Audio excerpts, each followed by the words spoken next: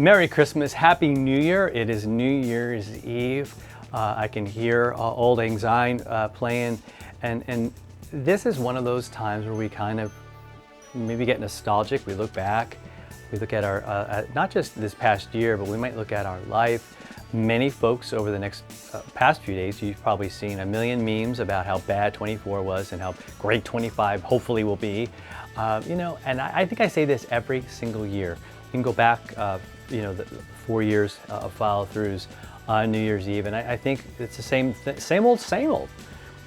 It's how bad the day was, the year was, and this year hopefully will be better.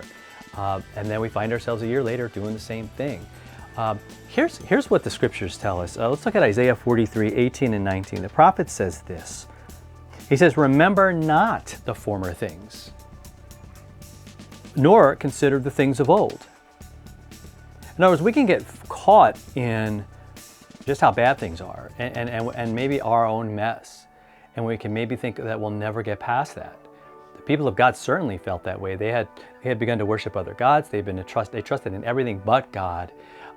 They trusted in kings that let them down, that did not serve God, were not all about His glory at all. In fact, most of the time, led them towards other gods and false gods and false things, false ideas, false things for their hearts. And they chased that and they chased that. And He's saying, look, it's not about the rear view, man. It's not about that. I mean, let's be honest with that, right? Let's make peace with that. Let's bring that to Jesus.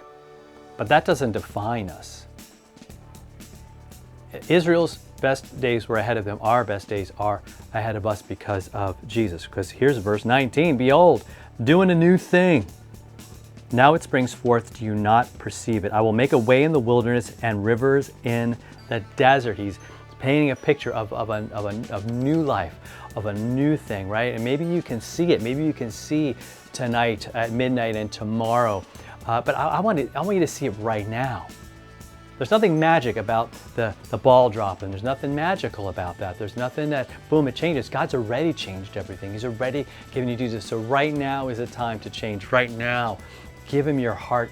Give Him your soul. Right now, everything to Him, all in a new creation. That's what God has made you to be. We're going to talk about that tomorrow. But I want you to see it today. This thing that God is doing in your life every morning. I want you to look at this verse and say, man, can I see it? Can I see this new thing God's doing today? Because every day is a new day. It's a day the Lord has made that He wants us to rejoice and be glad in, because He's there with us in that moment, in all those moments. He's there, faithful, loving, kind, and compassionate. He's got us in Jesus. Our sins are forgiven, man. Let's rejoice every day in this new life. All right, so Happy New Year. We'll see you tomorrow for a special New Year's follow-through.